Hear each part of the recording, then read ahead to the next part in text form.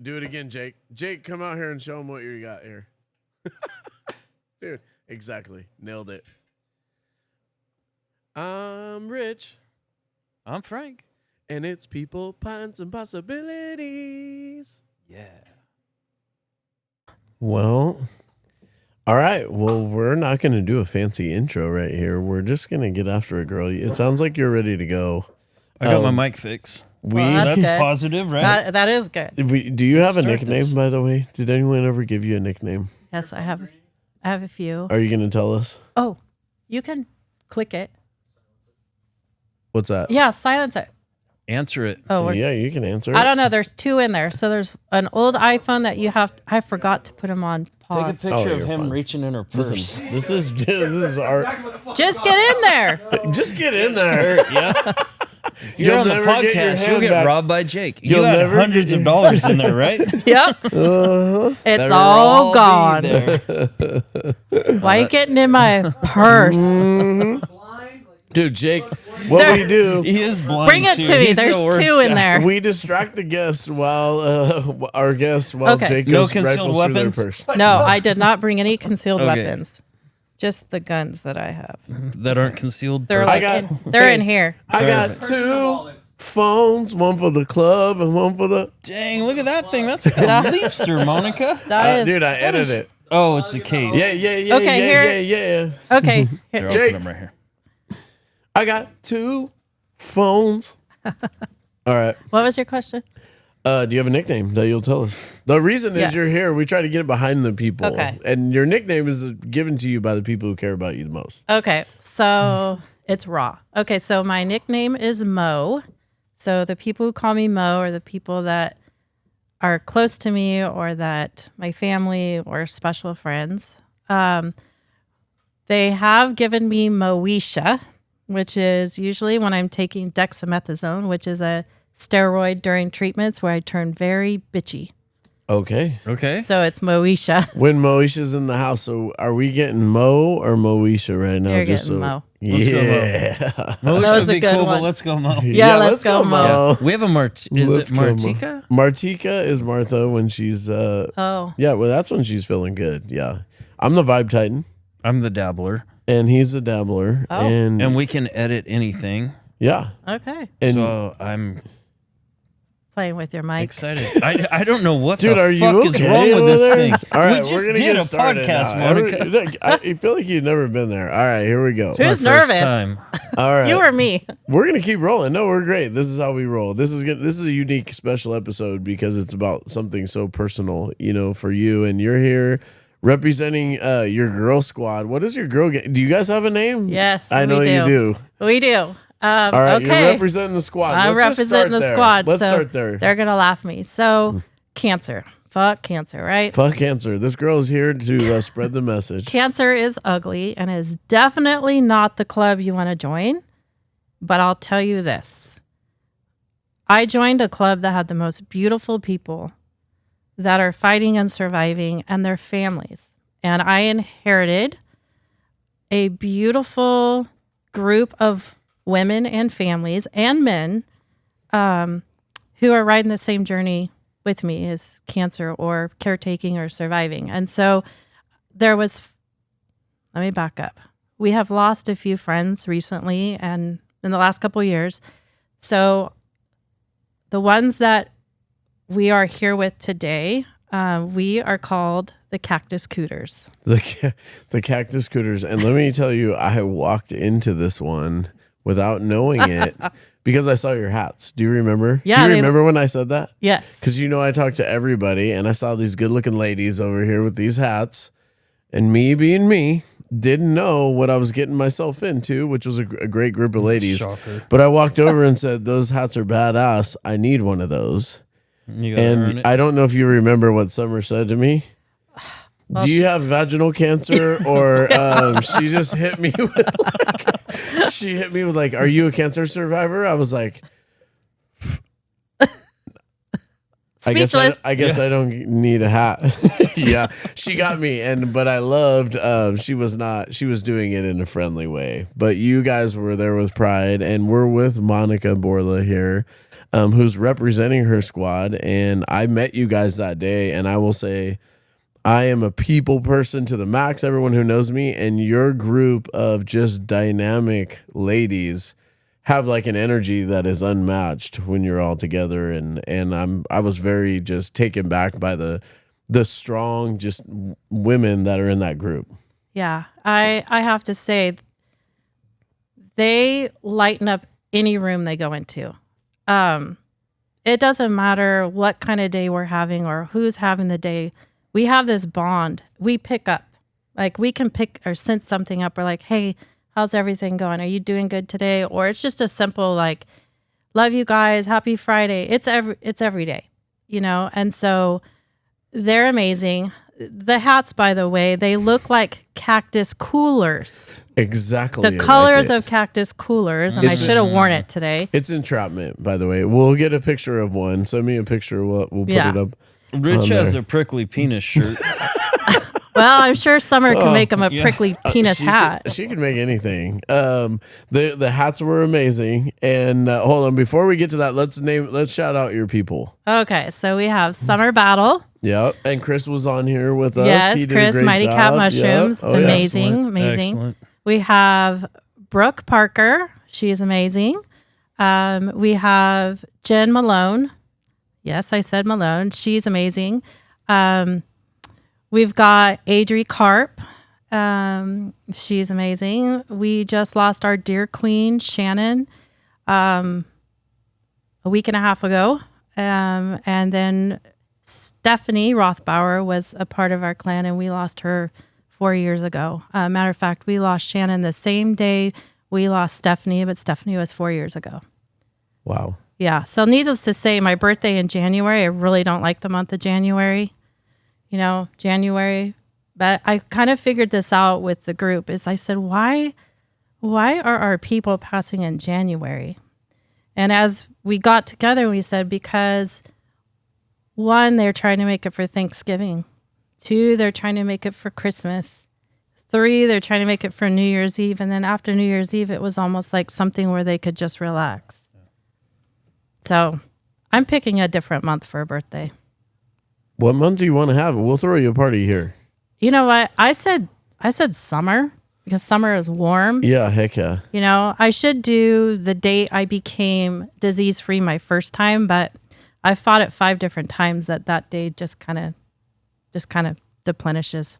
Well, let's get to that. You brought that up. Let's get to your story and then how the girls got together. So let's start with you. You have just an amazing story, and we're just grateful to be able to have you and hear a little bit about it and spread your message for you because you were compelled to be here, and we're just thankful to get the story behind the. Did you ever think that they wanted to see your birthday?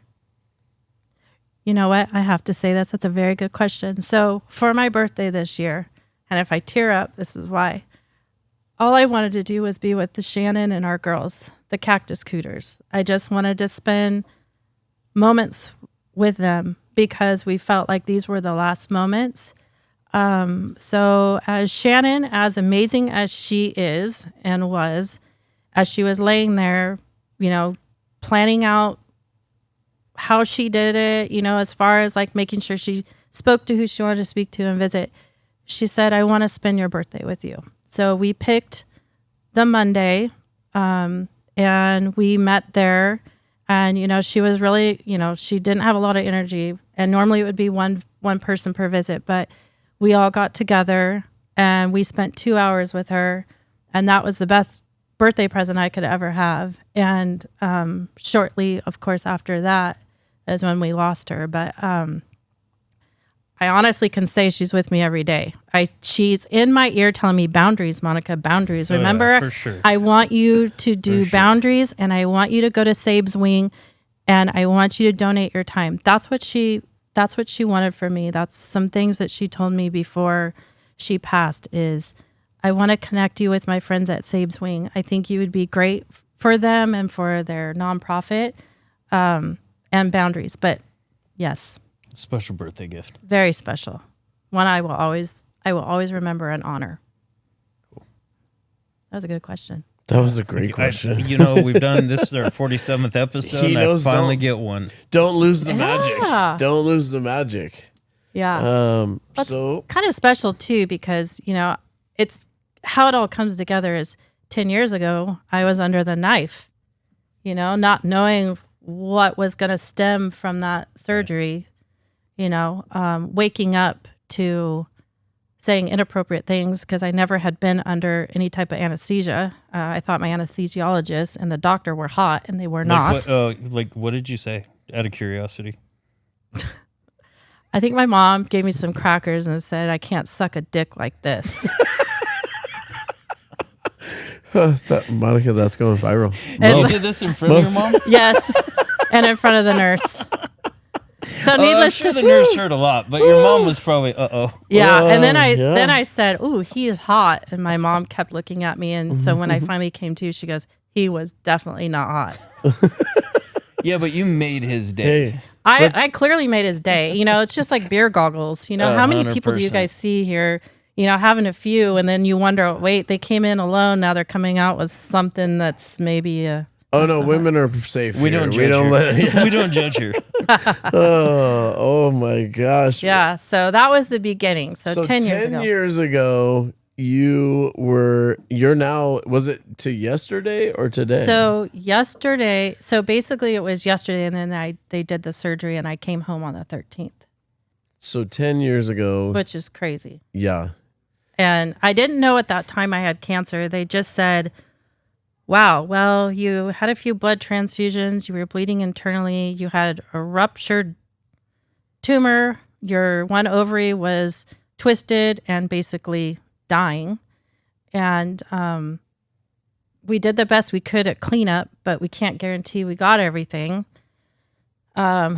Basically just said, that's all I could do right now, and I'll see you in a week. But then it wasn't a week. It was actually the 16th. It was just a couple of days later when they got the pathology and called me and said, I need you to come in. And so my mom took me, and I went in and I sat down with Dr. Heron, who's absolutely amazing. And he says, well, I got the pathology report. You have cancer. And I was like, okay, well, what kind of cancer? Like, am I dying? Like, what kind of cancer? And he said, well, you have a rare form of cancer, so I'm going to tell you to get out of this area, but it's ovarian cancer. And I'm like, ovarian cancer? As a woman, you'd think you'd know all these body parts, but I did know what an ovary was. But he said, it's granulosa cell tumors. I don't know your stage yet, but it's ovarian cancer and it's very rare. And so I'm going to refer you out. I said, okay. He's on, I need you to get seen by an oncology or go to an oncology visit with an oncologist, and they'll take you from there. Okay. So I was all right. He told me who he wanted me to call, said she's ready for you. I walked out of the office. My mom's like, well, what'd they say? And I just nonchalantly walked, and I said, well, I have cancer. And I didn't think about like how my mom was going to feel. I just became numb, and I was like, all right, I fucking got this. My faith is going to take me. And that's when I really, I've always had my faith. But that's when I knew that is when I need to grasp that. So we'll walk to the car, and the first thing I did is I need to call my boss, because my boss, her and I have worked together for 20 plus years. But at the time, I'm really dedicated to my job. I'm dedicated to her and to the people that I work for and work with, clients. And I said, well, I have cancer and I can't come back to work right away, which after surgery, I asked if I could go back to work, and they told me no, it's going to be a few weeks. And I started crying. And then I said, I got this. I'm going to figure this out. So I called the oncologist who wanted me to go to down in Santa Barbara, and they just were like, oh, they're like 3 to 6 months out. I said, but she knows I'm supposed to be calling, like Dr. Heron called. It was right then and there, I just felt like I can't connect. That's it. I'm not even going. So I had lost a couple of my friends to cancer prior to this, and they went to Stanford, and I saw what Stanford did for them. So I immediately called Stanford. You called your own shot. I called my own shot. I figured this is my life. I'm going to call my own shot. And honestly, because I had never really heard cancer before, so I didn't even know who to call here. I didn't even really know who to call. I just knew Stanford kept my friends alive, and I watched them and helped them through their journeys that I wanted to stay alive. And before that, that's you got to take care of you, right? I mean, who's going to take care of you more than you? No one. I'm going to cut in. So you kind of nonchalantly walk past your mother. Your mother is cancer-free, hasn't had cancer. Yeah. So that's every parent's nightmare, is to hear their son or daughter say, I have cancer. How did your mom deal with that? My mom... to speak for her, I wish she was here, but... Yeah, I never thought about that. My mom was just kind of like, and she's faith. She's got faith. We've faith-based. She just said, Monica, like, what did he say? And I said, he said I had ovarian cancer, and like, I needed to go see an oncologist. He thought he got everything. I was bleeding internally. Like, I don't know, Mom. I don't know, but we're gonna figure this out. And she was like, okay, whatever we need to do, we need to tell your dad. And my parents have been divorced since I was 7, and I was just like, I didn't want to hurt my parents. I didn't want my parents to worry about me. I guess being the oldest child, and, helping raise my sisters, just because I was the older, I said, okay, I need to let them know. But I wanted to know more information before I just called and say, hey, Dad, I have cancer. So when I called Stanford, they said, okay, get like all of your test results, your labs, all of that, send it over to us right away. And then what they do is they look to see what kind of cancer you have and who's the best fit for that case. Like literally within 30 minutes, I got the phone call that I was going to see an oncologist. They kind of just briefly explained, they're all, do you know what you have? Do you know? And I was like, no, not really. They said, well, this type of cancer is rare. We do treat patients. They're either in younger ages or elderly ages. So it was even more rare that I had it at that age. You got the luckiest of cancers, the rarest of cancers. The rarest. And what's weird is through all of these years of dealing with this, because it's basically being treated like a chronic illness now, my doctor would always say, if this is the type of cancer you're going to get, this is the one you want. And I never could understand. I'm like, what the fuck? Like, what does that mean? This was the first oncologist I had. And I was like, what the fuck do you mean? She goes, it's slow growing. So if we get ahead of it, we can catch it, blah, blah, blah. So for the longest time, I never understood it. I kept telling Ed, I don't fucking get why they're saying that's this type of cancer. Who fucking wants any type of cancer? So, and then, that oncologist got me through like the first bout of it. And then she went, I think she's at Yale or something now. And then I got another amazing oncologist, Dr. Karam at Stanford, who's absolutely amazing. Bragging rights is when you have an oncologist or even any one of my doctors and they are over in a different country or on a weekend or on a holiday, and they get your lab results and they watch or your MRI scans or whatever, and they call you or they give you their personal cell phone so you can call them or text them, and they answer and they respond to you and they know exactly who you are. I mean, I literally feel like a queen. Yeah, that's special. Wow. Yeah. That's special. I mean, I called him, for a family member, for another really close family member, for my friend Shannon. He helps them get into the top notch at Stanford when they can't get help here. And so it's not only me, it's who he's helping others. And how important do you think it is as far as that patient relationship, doctor-patient relationship for your outlook, your mental outlook, to have that relationship? It's 100% important because the first bout that I battled the first time, I did heavy chemotherapy for a good 6 months. Like, it was heavy. My oncologist was amazing. Her patient navigator and RN were amazing. I was very symptomatic, and I was allergic to my chemotherapy on one of the chemotherapies. So I had to have like special medications I'd take a week before going, while I'm going, and then a week after. Very symptomatic, like things were happening. And so I could always reach out to them, and they were like, okay, we're going to do this. Okay, take an antihistamine. One person that I owe a lot to was my first infusion nurse. Her name is Emily. How did I get choked up on her too? I didn't even know her. It was my first time having chemo. And she administered the first through my port. And she gave me all the rules, like if you start to feel like your throat's swelling up or whatever, pull this chain. I'm going to be here with you. Ed's over here. And so she gives me the first dose, and I'm doing good. And I'm thinking, holy shit, this is the beginning. And then she's okay. And then she goes to do the other one. And I go, and she knew exactly, because my throat started feeling like it was going to shut off. She pulled that. And I'm telling you, I can't even tell you how many people rushed in my room, and they have a protocol. It was like a pit crew. Oh, it was a pit crew. Yeah. I was like NASCAR in bed. Yep. You know, they just started flushing me. I just laid there, and I can't imagine what Ed felt like. And, you know, we never really got in depth about like how he felt. And like, he just realized how I would portray to feel good when he got home from work.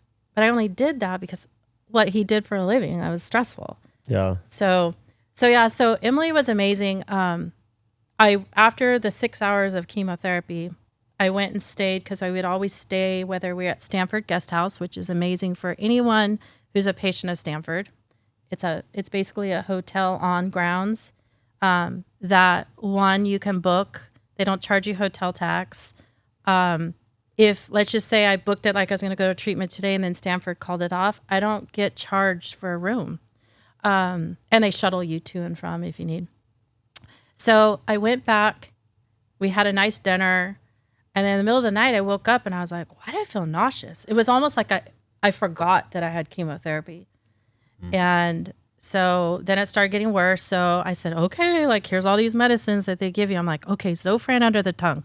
Okay, you know, which is amazing too. Zofran under the tongue, not just the regular Zofran. Instant. Yes, instant. And also comes with constipation, cancer and constipation. They gave me Reglan, so I took some Reglan because I didn't want to be constipated.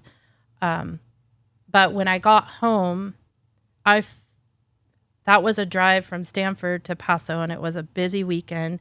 So 2.5, 3 hour drive turned into 5. And I started feeling horrible, like I slowly sinking in.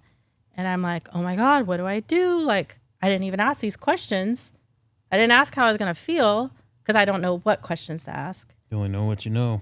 So I called Patient Navigator, and they said, oh, okay, well, you can take Tylenol or whatever. And I'm thinking, and then the next day it sat in, and my bones hurt so bad.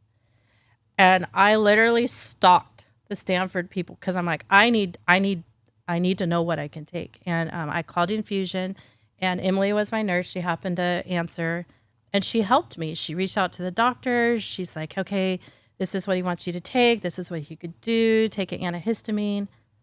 Oh my God. I was like, love at first sight. I love this nurse. I love Stanford. I love how they're helping me. And we have formed a special bond ever since. Wow. And her husband. Relationships. It's about those relationships, because you need all of your energy and focus to be in, not on the peripheral things, but on you getting better, right? I mean, that needs to be your focus. It's crazy because I've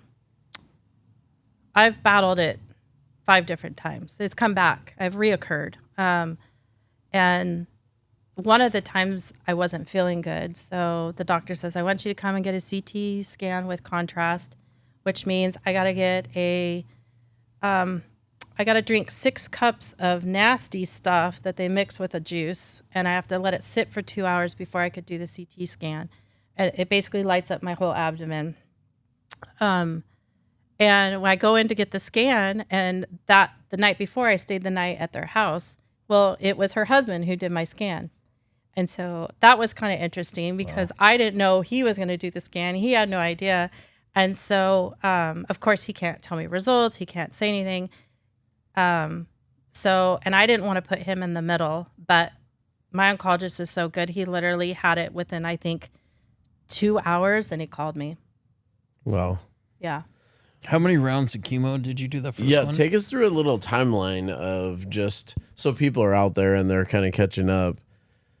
You get diagnosed, go through just kind of a timeline of that. So diagnosed, so actually tumor rupture, emergency surgery. Then I had to have a full hysterectomy. And how long ago was that? That was 10 years ago. Exactly 10 is when you started So my that. rupture was 10 years ago. My first emergency surgery was 10 years ago. And then I had to wait 3 weeks. So it was in March when I had my hysterectomy. And then I went back up for my port, and I literally started chemo April 23rd. And how many rounds of chemo? So no radiation. So radiation, no. So radiation, the Is that the blue dye that's in there? Or they use a dye for something? Somehow I remember that from my dad. I just thought of that. The methylene. When you said it's like blue and then it gathers where your lymph nodes are or something. Oh, so I maybe just it's thought of like, that. I don't know.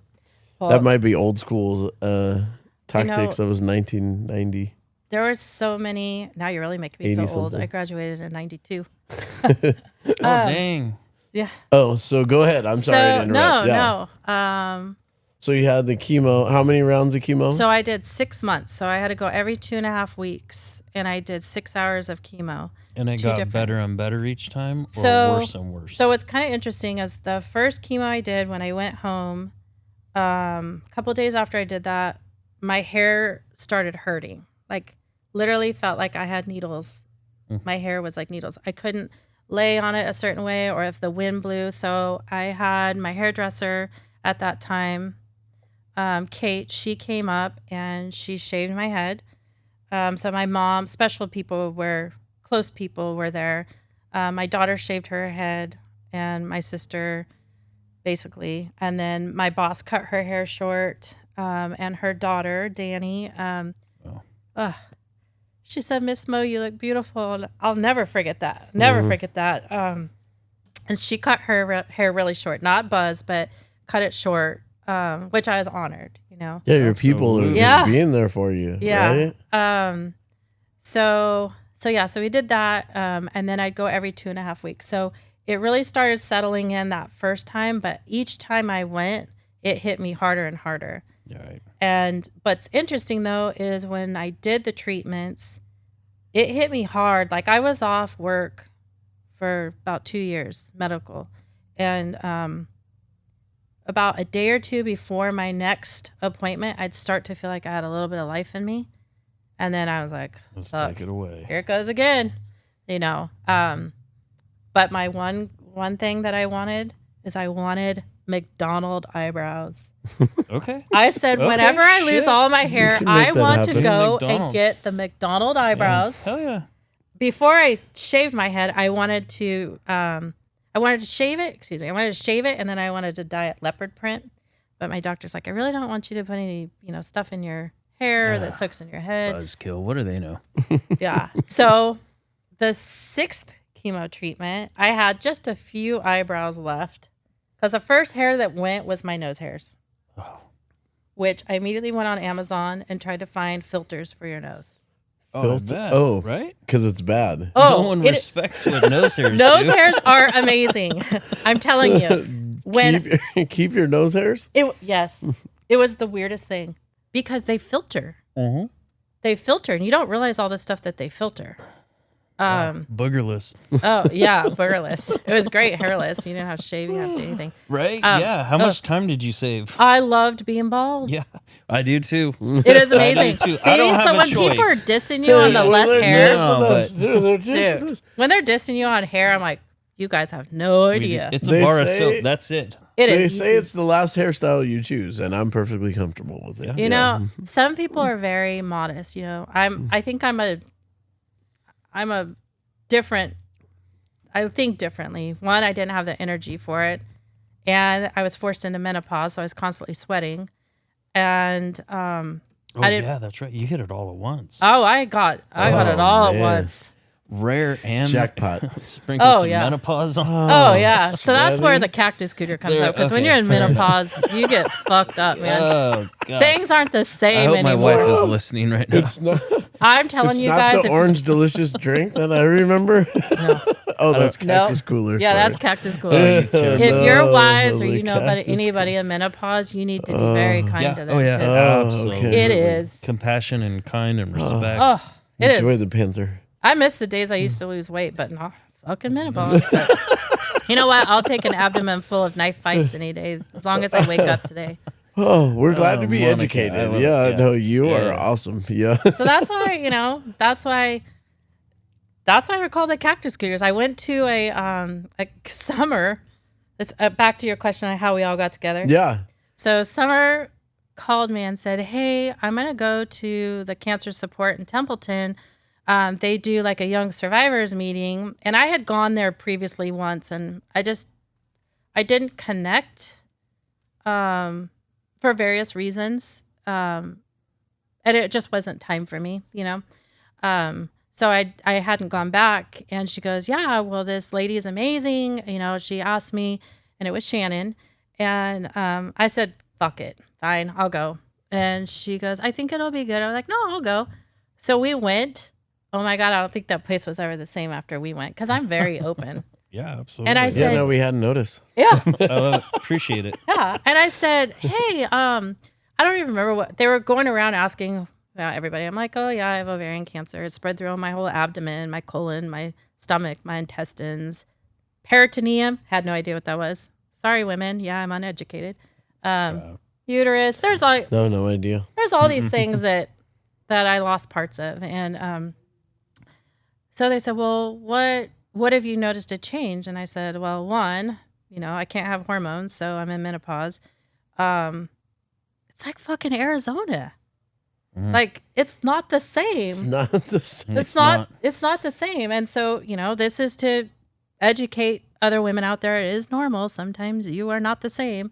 And for men, husbands, boyfriends, if your wife or girlfriend is not in the mood, it's either because it's not the same, or trying to connect your head to your heart, to your vagina. Yeah.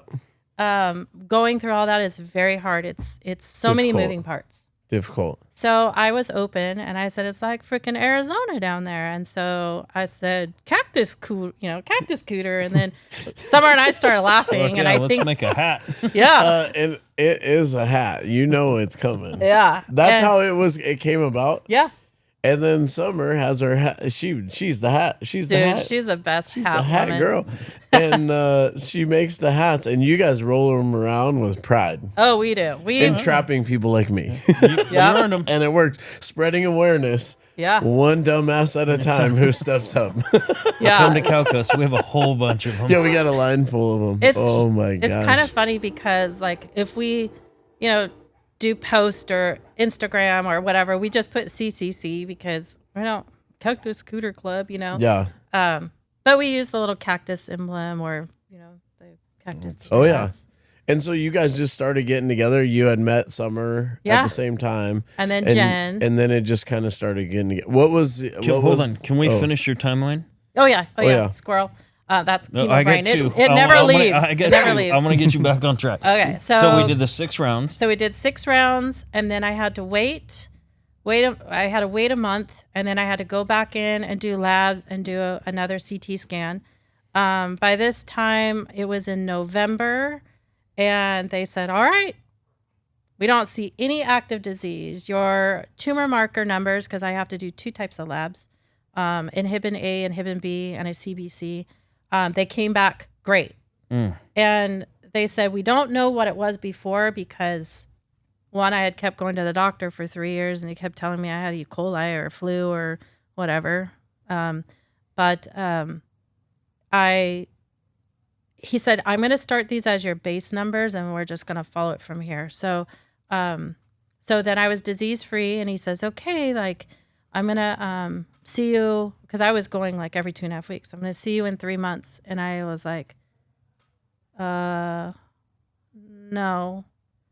A lot can happen in 3 months. I've been coming here every 2.5 weeks. Like, you're my safety net. Like, this place keeps me safe because I know something's going to happen. You're going to take care of me. And he goes, it's going to be okay. You know, you have my cell phone. You have, all of these numbers. You can reach me. And I said, okay, I'm going to try this. And it was really hard. It was like the worst breakup you could ever have. Your safety, you had to give up your blanket, right? Yeah. And no one messed with my blanket. Yeah. So I came home and he called me the next day. He checked in with me to make sure I was feeling okay and I was doing all right. But he said, anytime, still this day, if you ever don't feel right or, What a great dog. Wow. something, just call me.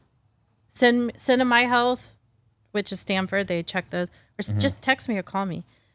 So we've had that relationship. So I did good there. And then I relapsed 11 months later. That sounds weird, relapse, but I reoccurred, not relapsed. And that means that they saw signs of it again when they were checking you. Yeah. And what they found about this type of cancer is that chemotherapy can't kill it. They're actually even now, he's saying, might not even offer chemotherapy because what does it really do? It just takes your body to near death and it doesn't really kill it. And radiation, it doesn't respond to radiation. So I did another CT scan and it lit up. So I had to go back in for another surgery. So he does the Da Vinci, the robotic surgery. And so I've had numerous ones of those because it's come back. But the third time, so after that I had to heal.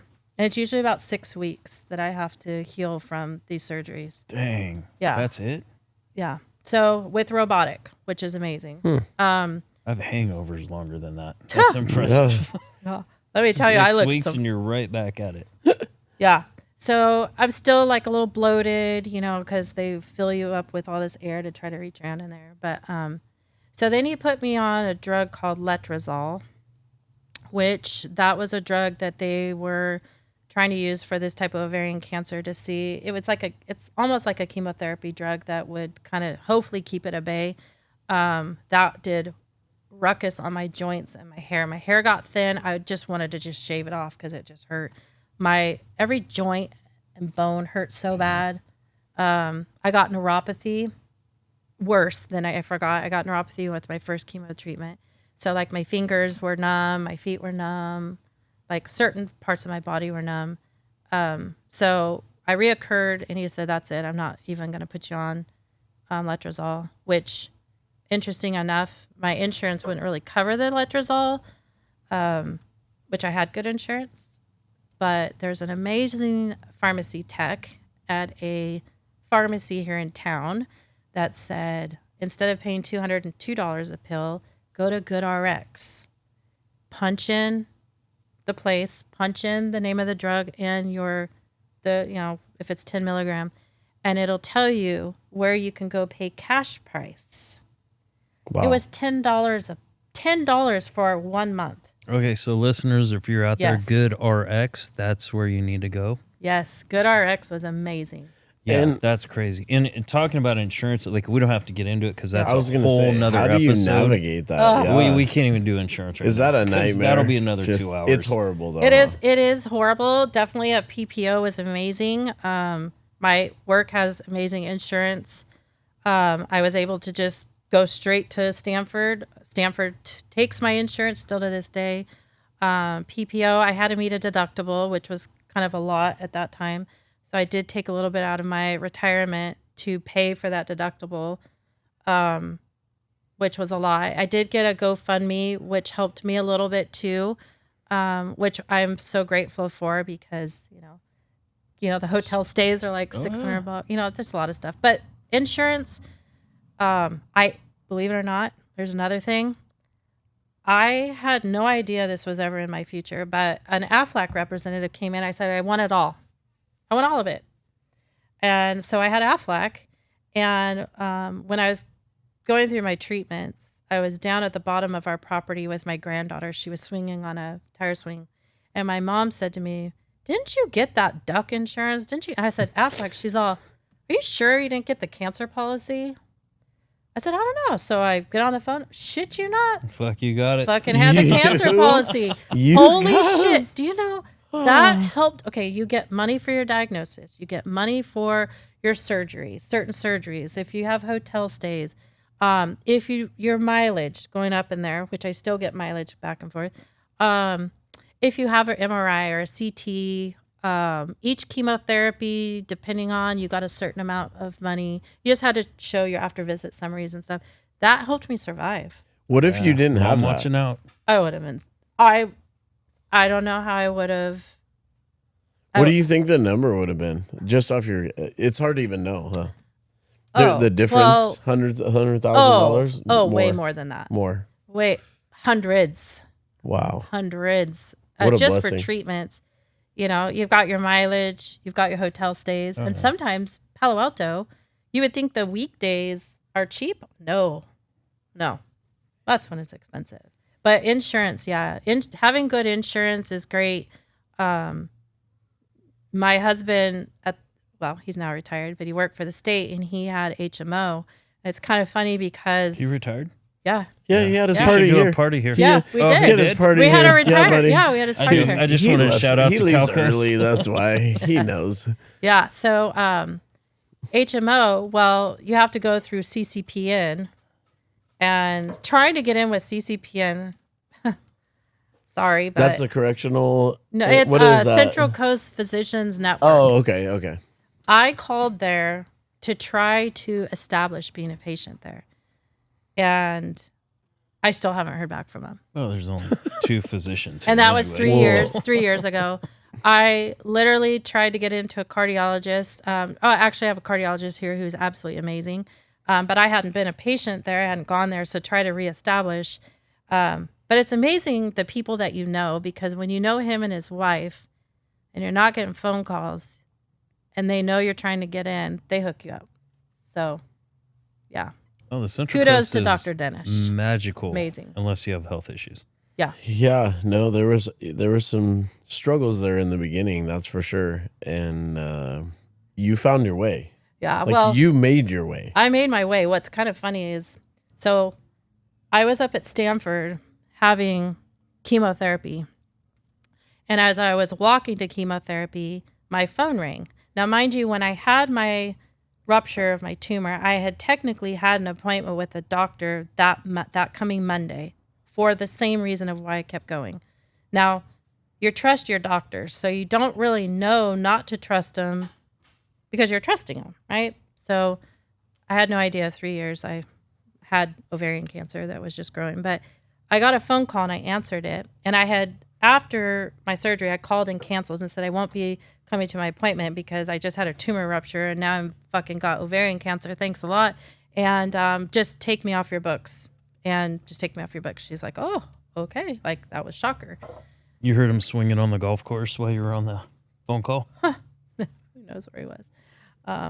Dr. Google.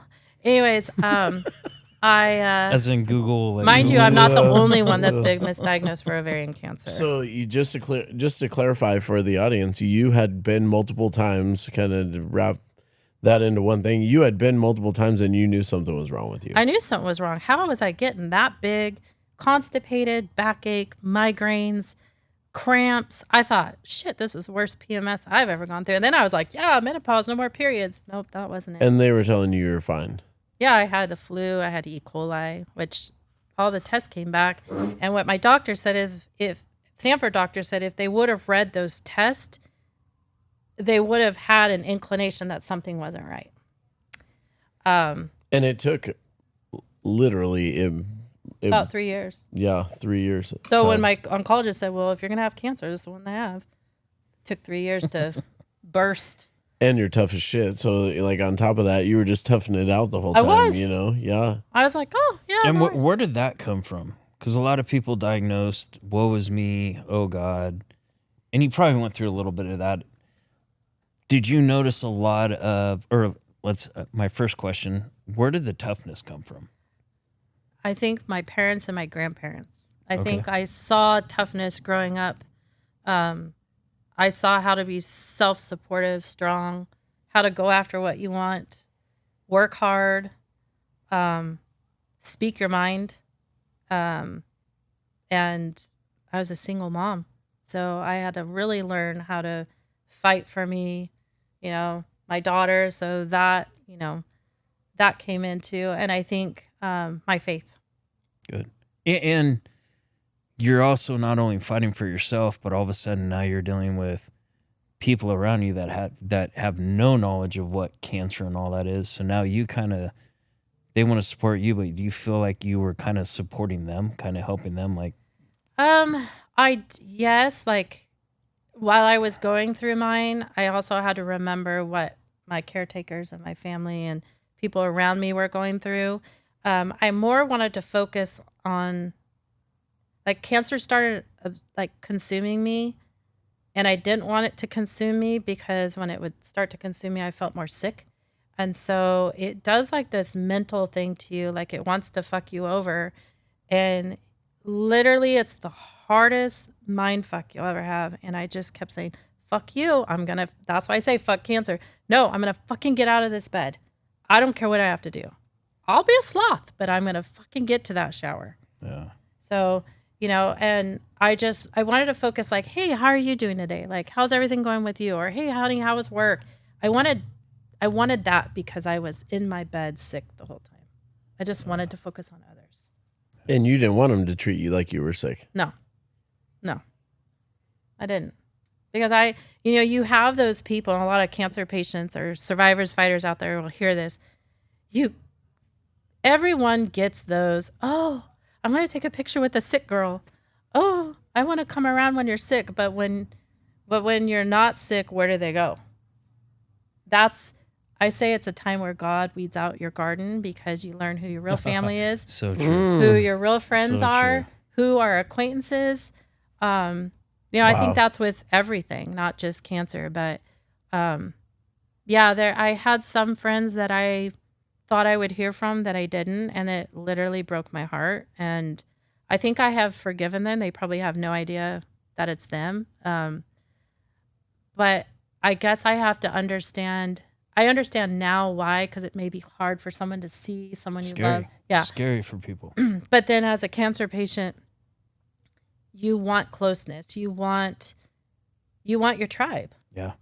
No, you want your garden free Yeah. of weeds. Oh, my garden is so beautiful Spotless, now. I bet. I have met the most amazing people, beautiful people, their families, their kids. Just the connections that we have. It's like nothing can take us down. I mean, prime example, we will fight to the very end. Yeah. Yeah, no, it's Yeah. impressive, Monica. And that spirit you have drew in your other people, back to the girls, they all have that same spirit too. Oh, They're they all do. tough as shit, the whole group, right? Oh, yeah. Just strong, independent. Not that they all have great husbands and everybody, the ones I know at least, but they're still independent, like strong, tough, like. Oh my gosh. I don't need, and you guys that just helps you get through everything together, right? It does, because a few of us have reoccurred. I'll never forget one of my surgeries. I came home with drains. Drains are disgusting. And I had bandages everywhere because there's usually like 5 or 6, about an inch and a half areas like where they put the laparoscopic the whatever into.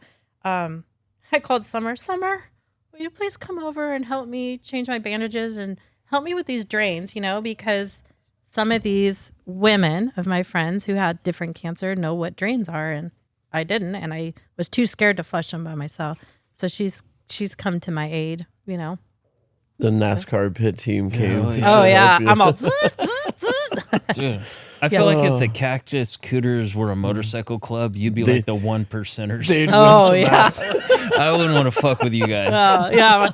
Yeah, ain't that We're doing drains and oh shit, yeah. You just don't realize like all this stuff. Like, I'm telling you, Stanford sent me home, and I don't know measurements, but I didn't know Ziploc bags could be this big, full. Oh yeah.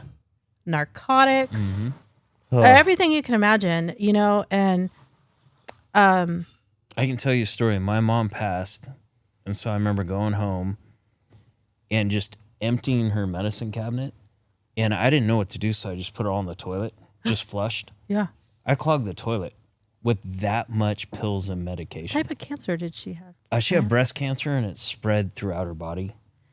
But she fought it for almost 18 years. Like she was a tough badass. old broad. She was a sailor. Yeah. She climbed. Correct me if I'm wrong. She climbed a mountain with you. Mount Whitney. With What? She cancer. did Mount Whitney. Yeah, with with zero cancer. training. Wow. Yeah, That's took amazing. Frank, and then we took Frank's daughter on the same trip just to, continue the tradition. But not about me, but Yeah. it was. I understand the amount of medication. Yeah. It blew my mind. Ain't no mountain high enough. No, not for that. Yeah, but your So- mom climbed that mountain. She freaking climbed that mountain? Yeah, she that's did. impressive. That is. One of the things I learned I don't know if it is was healthy, but she Yeah, definitely but did it. so I learned because I had never been into medicine. I wasn't sick, but you can go to your pharmacy and ask for bags and tell them that you have some old medications. Yes. And you can put those in the bag and take it to them, and they will properly dispense it. Yes. I didn't know that. I didn't know that because people flush them down the toilet, and then it goes through the city water. And Yeah, I didn't. I was kind of not in a good spot Yeah. anyways. I just thought I'd get it out of the house Yeah. from my dad. Oh, and yeah. I remember clogging the toilet going, what the fuck? yeah, Wow. And I was like, Mom, your last joke on me. That's fun. And Yeah. I remember my dad had non-Hodgkin's lymphoma, and he passed kind of at the end of my high school career days. And but he was doing all the like shark cartilage and all the different things. I do remember kind of some of those things, like the diet changing. Did you immediately change all of those things as well? I did. My daughter, she was like, Mom, you're not going to have any meat or dairy. You're going to go vegan and da-da-da. And I'm like, I love Mexican food. How am I going to do that? Me too. So my daughter, my granddaughter, and I, she went through my cupboard before I came home, and she threw away a bunch of stuff. And so there was no more Cheetos, no more shit in there. So You had a boring cupboard after that? yeah, but you know what? I learned how to cook vegan without buying all that processed vegan food I tried some of it and it was kind of nasty, but I learned alternative ways of food and what I liked about food. I learned how to do Mexican food so I did that. One of the times that I had reoccurred, and I changed my way of eating, and one of my scans showed 22 tumors. And when I changed my way of eating, because we had to give it a little bit of time, when he came to my bedside after surgery, he says, man, girl, I don't know what you did. I don't know if it's your faith or what. He's like, but you only had 7. And there were 22 tumors on that scan. And I said, well, my faith or going vegan. So Both. Take them both. So I did that for 3 years. You're a badass. Yeah. And you're bulletproof, I guess. You know what? On my phone, I have a picture of the tumor, and it looked like a fucking devil face. Oh. He showed it to me. He's all, do you have a weak stomach? I'm like, my stomach's bloated. What do you mean? I'm on some good drugs, man. No. That was a strong stomach in on. the He house. said, he goes, I've seen some weird shit, but look at this. And he showed it to me. I think I have it on that phone. And if you look at it, it looks like a devil face in the tumor. Oh, not today, Satan. Yeah. Yeah, not that's today. what he said. Exactly. Not today. So we're taking us through your timeline is crazy because we're still going. Like you're being challenged all the time. So you had the reoccurrence, as you said. So I had reoccurrence. You went through that. Mm-hmm. And then I just lived life every day until my numbers started going up again. And then Numbers being... So my tumor markers, my inhibin A and B, they watch those. So I go to Stanford every 3 months. I've been doing that since that time when they broke up with me. So every time you got your blanket back. That's a good breakup, though. it's a good breakup, but scary. and I still do every 3 months. Good for you. Right now I'd probably be a year, but no, I do every 3 months. You don't let them get away from you. You're the stalker. You're No. the stalker girl. And you know what? They You're love like, me because I bring them "And I'll Paso. find you." Yeah, I bring them. You bring them wine and Oh, everything. I brought them your beers. Yeah. Yeah, Perfect. my Oh, you CT gotta tell us. scan. You don't have to buy that. We'll give you that, girl. When I Take go it to there. do my CT scans, so Emily and her husband came down here, and they just loved it down there. They live up in that area, And so we brought them here. As a matter of fact, you had music going and they just loved it. They said it was absolutely so amazing how, And so we've brought them beer, or we'll bring them wine, or we bring them something from here, just like as a, like a thank you. Well, you just hit our heart because this place is about leaving all the bullshit from the world behind for just a moment, just a brief moment, the world's problems stay on the sidewalk right there. And if you can come here and just enjoy yourself and be treated like a king or a queen, or, and enjoy the people that are here and just kind of find a community, kind of like you have, that's our entire goal right there. So some people who work their ass off, that hits me, like gives me chills. Some people who work their ass off to take care of people got to have a great time. Oh, yeah. Somebody who's been fighting her ass off to, beat this disease, got to sit down and have a great time, and you came here to do it. So, well, what's great is I can come here and drink your beer and my ears don't itch. So next time you go and your markers are solid, can you just let Stanford know you've been drinking Belgian wit from here? That's exactly right. I'm like, hey, guess what? Dude, I might have found a cure for something here. Right? It's a Belgian wit. At least you found the cure for ears itching. I'm not kidding you. Right. There's a lot of beers. I'm not a big drinker, but I cannot drink because my ears will itch. My face gets red and my ears itch. So there must be something in those beers that my body it can't tolerate. But I'll never forget when you first opened and we came here and became members. We were sitting at the bar. I think we talked some other people into members, and they're still here. Oh yeah, you were outside sales. Yeah, I was outside sales. Mm-hmm. But I remember going home and saying, "Oh my gosh, I love that beer," and my ears didn't itch. And so this was like the home for the longest time. Then COVID hit, and it was fucking COVID. And we use all natural products in there. Frankie, takes a lot of pride in that. The purity laws for beer. Oh, it makes a difference because my ears aren't itching. Good. There you go. Yeah. No. Mine are burning, but not itching. That's my wife at home. No. Hey, there's cream for your burns too, buddy. Oh yeah, I probably have some of those. I don't. No, thank you. I will say I kept some of the stuff still going. I don't take anything for neuropathy anymore. That gabapentin was a trip. So I've pretty much been able to come off all of the meds, the pre-meds and stuff. So you're kind of med free right now. Yeah, because I'm just raw dogging it until they tell me I have tumors. Yeah, and they'll tell you every 3 months. Yeah, so my numbers my numbers have been going up for the past year and a half, which normally they're in. It's kind of hard to explain, but if I'm like at a 10 or less, then I'm disease free. But when I go over a 10, like 10 to 19, there's some suspicion, and then over 19, there's something. But again, this goes back to if you're gonna have the fucking cancer, you have this one because it's so slow growing. So my numbers have been rising. I think I'm at a 46. But he says, "How do you feel?" And I know, like, when you're sick, it's a different kind of sick. Right. So I said, I feel great. Like I do. I feel great. I'm not constipated. I don't have cramps. I don't have it's a different kind of feeling. So he's like, okay, well, maybe your baselines are changing. So I go on the 27th. I'll go back up there for my every 3 month. He'll do my numbers, and then I'll probably have a scan in the next 3 months, just to kind of check things out. But yeah, so everyone goes, so are you disease free? I'm like, I don't even think that's such a thing, but not really. Yeah, kind of, yeah. You're feeling good? I feel good. Yeah. Yeah. So to me, in my mind, I'm like, I'm going with it. Yeah, hell yeah. Till it pops up. Pin. Yep. Till it pops up. I'm like, all right, it pops up. That means I just go back to Stanford, go through another surgery. But, I've had 9 surgeries. And so the more I have and the older I get, the rehabilitation is a little bit different, but I have noticed that castor oil packs helped me on the last time. Castor oil was used for like everything back in the day. My grandma would use that. She got diagnosed with cancer later when she was in her late 80s, like you said. And but she told me, I'll just drink that. Yeah. I'm like, but I thought you died from that. My wife drank it castor trying oil is to amazing. have a baby.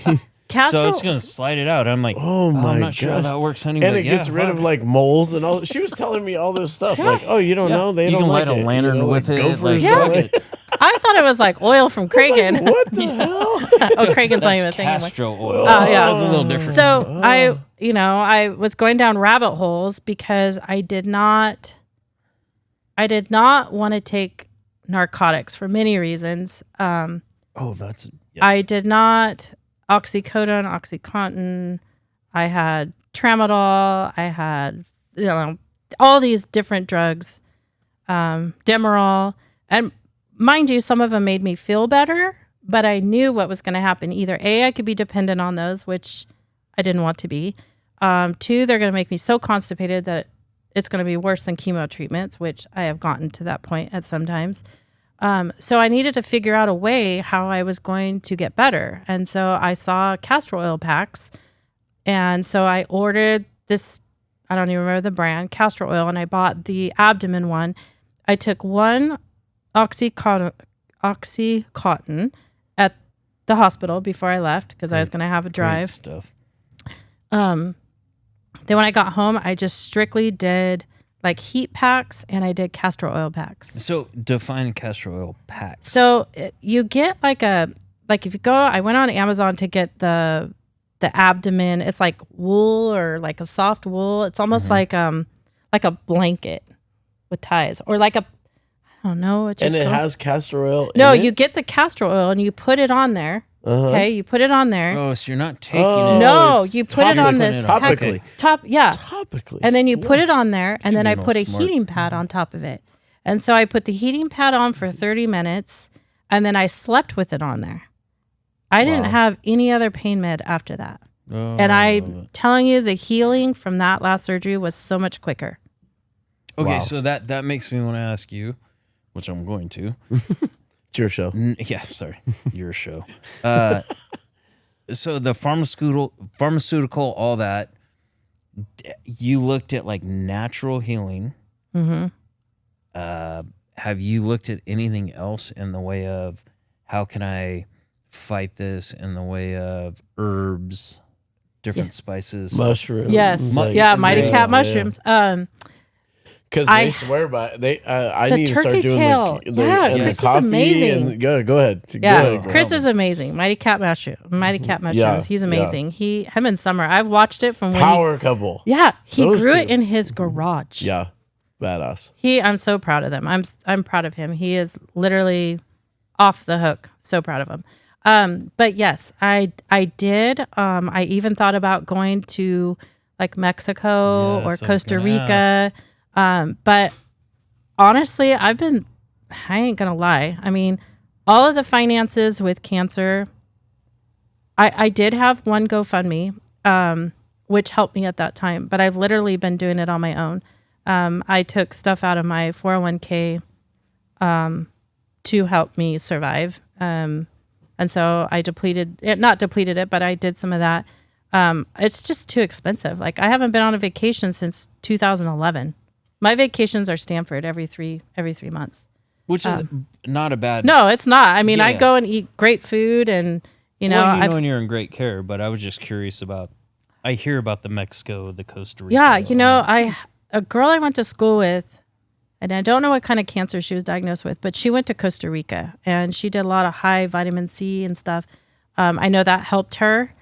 I've never done alternative medicine just because I guess every time I become disease free, I just try to live life and I don't look back on for sure. How am I going to do this? I know I will never do chemotherapy again.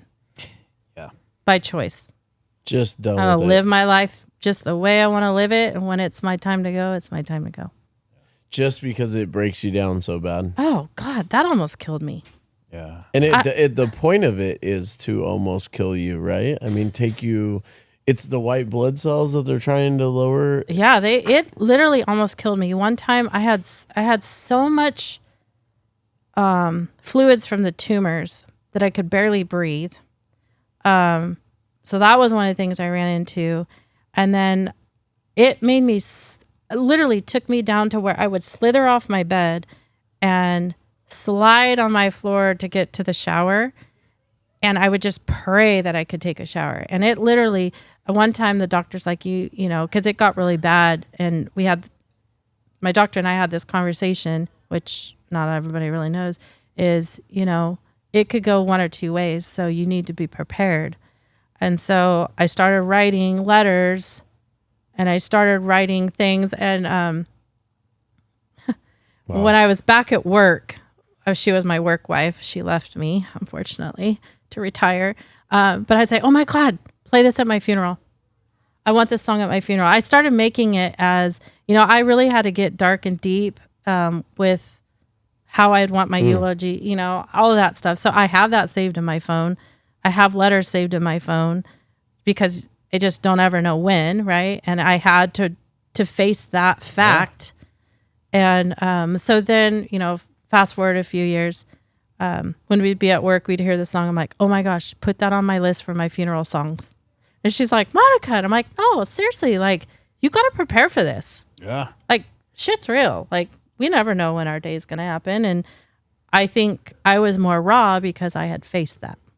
Do you, because I used to feel this way when I was a kid, do you get angry when people who are healthy complain or waste their life, or do you ever feel that way? When I was going just through from the treatment, outside looking in, you know? Yeah, sometimes. Like when I was going through treatment and I would get the energy to go on Facebook, there was certain people that always went to Hawaii, and I loved that place. I went there once and I said, I want to go back one day. Well, I can't freaking afford it, but I would get so mad. I'd be like, fuck you. I hope you have a horrible time, you know? And then I'd listen to that song by Limp Bizkit, Break Stuff. Oh, yeah. That's my fucking cancer song. Break Stuff. Hold up. And if my day keeps going this way, I just might break out. Have you been to Hawaii since? No.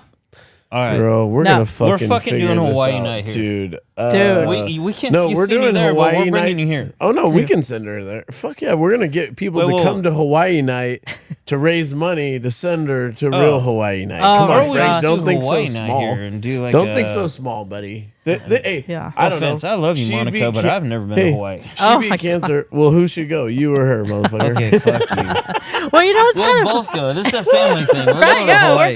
We're going. You know, it's actually kind of great.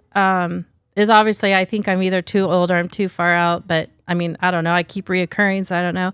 But there are nonprofit organizations out there that help cancer patients and their caretakers for like medical bills, or, you know, they can do like dream vacations or stuff like that. Whether it's, you know, Shannon told me about Sabe's Wings, and I've mentioned them before, and I wish I could meet who they are because you should. We know them. Yeah, you just call them. Though I think we know Brett and a Candace. couple of our kegs. We've I just want to tell them thank you for everything they did for her and other patients. I want to get my foot in the door because that's one of the things that Shannon wanted me to do, and the conversation we had before she left this world. Though I know I feel her with me, you know, because I keep hearing boundaries, but I want to be able to give back while I can. And I do know that they do help cancer patients with many things, but I have seen them, other organizations send people to like their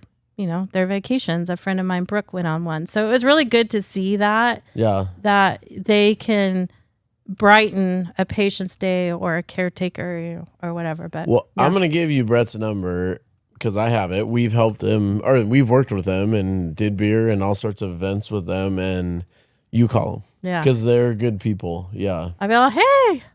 Yeah. You know, I mean, anything to help give they back. won't care. They'll be excited because you want to, that's the whole point of it. Give back. You know? Yeah. Yeah.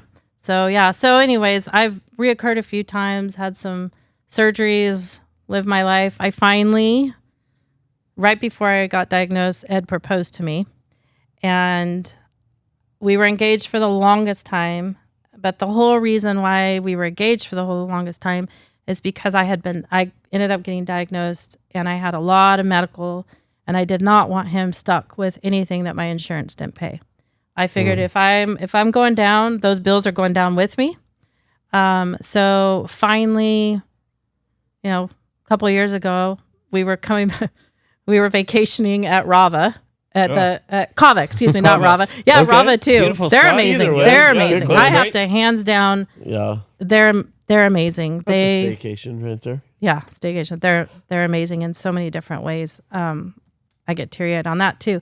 But we went to Kava, and on the way home, I looked at him. I'm like, "Let's do it." It was on a holiday weekend, Halloween. And he's like, "Really?" I'm like, "Yeah, let's do it." We planned that in 2 weeks and got married at the William Hurst Beach, where I would always go if I could get in the car and go. That's where I went and did my healing. So we got married on the beach, and yeah. Oh, that's awesome. Yeah. Wow. So that's where I picked up the Borla last name. That is it. Yeah. It's Right his last there. name. And I know because you were Stevenson Yeah. / Borla, And that's how right? it still technically is, just because of work and stuff. But Yeah. boy, I couldn't have asked for a better husband. And he's just what do you think the advice you would give that he does that helps you so much? What if to somebody else who's He believes in me, and he helps me look beyond the horizon. He reminds me of who I am and what I have so much to live for, but also he goes, "You always are so positive, and you just need to take this to the next level and just remember you're going to be fine. Like you're going to fight this." He took every visit. I think he went all but one.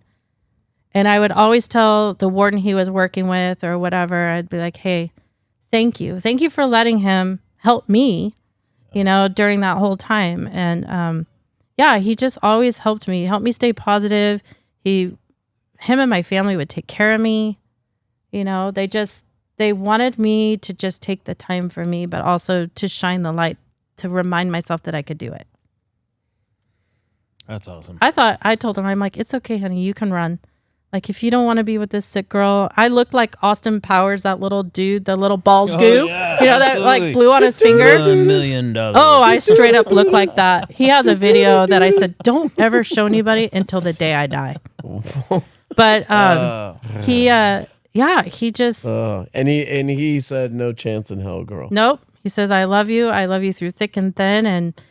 And I said, "Okay, well, we had this conversation. I said, I totally understand that if you want to bounce now, because I'm already feeling like shit, so we'll just layer it." But We'll figure it out later. yeah, I said, "Love my daughter and my granddaughter from here on out.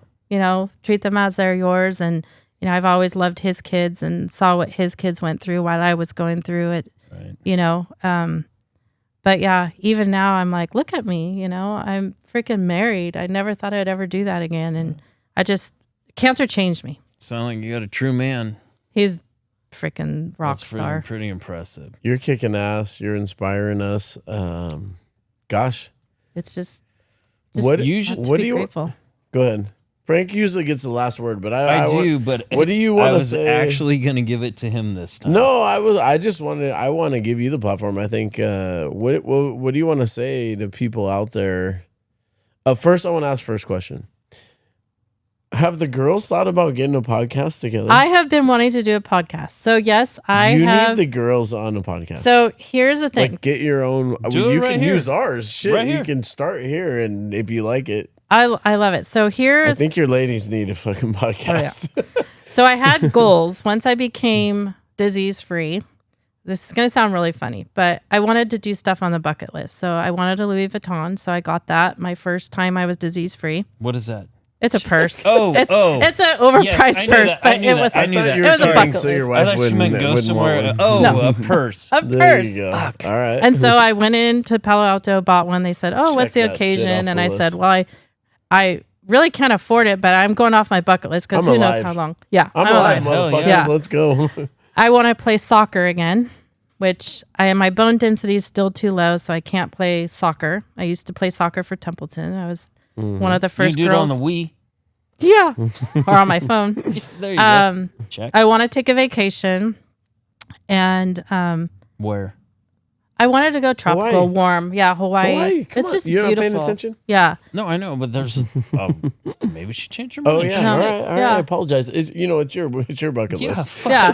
Get out of her bucket list. Yeah. So what I deal with I did that, and I want to just help people.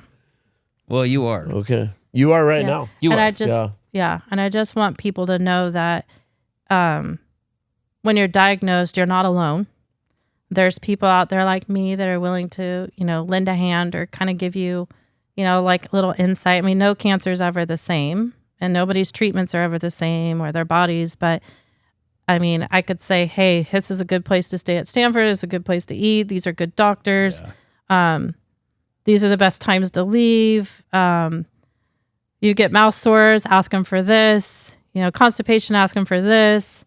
Get a heating pad. There's all these different things that I learned on my own because, like I said, in the beginning, I didn't know what to ask. I'm always here for anybody. I mean, anybody that's fighting this journey or caretakers or anybody, I'm Monica Stephenson Borla on Facebook or Instagram, hit me up or. That's your podcast, girl. You should have people on. And the podcast is the next thing. Yeah. No, you're so dynamic. You're so energetic. People come on here and they're nervous a lot, and you're just, the way that you represent yourself is unbelievable. Like, people will want it. And it would be nice for somebody to actually sit here and have a successful podcast. So. No, you guys are good. You ask good questions. You're going to double our viewers at least because you have a lot of friends. What's great is that you guys asked me. I know I kind of reached out and I said, we need to bring awareness. We need to let people out there know that, yes, this is an ugly disease, but we also can get some beauty from it, shine some positivity, with my family, my kids. I mean, my kid, God dang, she's so amazing. She took care of her mom. She's a single, she was a single mom, recently met an amazing fiance with, some step kids that are absolutely amazing. But my friends, my boss, there's so many people I could say thank you to. Yeah, do that. But anyone that comes to your mind right now, do it, girl. You're at I think they all know. Show. All right. They know. That's good. But the Cactus Cooters, yeah. Yeah, shit. I'm about ready to. How do I? Oh, I don't want to. You can't join. You can't join. You cannot join. I mean, hey, welcome to the Dumbass Club. But you know what? I mean, prickly penises. Prickly penises. I will say. So I do not have breast cancer, but I want to bring awareness to men that men can get breast cancer as well as women, because a lot of people don't know that. I mean, there's all forms of cancer, but I did sit next to a gentleman when we were doing labs who had breast cancer, and it kind of floored me because I had always heard about it, but I never actually saw it. And he showed me, where he had his pec removed and stuff. But yeah, so you just don't ever know who is going to hit or take or... I've had young girls who've been my idol when I was watching them battle cancer. And of course, I won't say names, but I know if they're watching this, they'll know. That was my idol. 8 years old. I'm like, oh my God, that 8-year-old can do it. I can do it. And I'd be like, go, go, go, and yeah, so I just want people to know that there's people out there that it can help you. There are nonprofits that can help people, with taking to visits or, financial or, even art,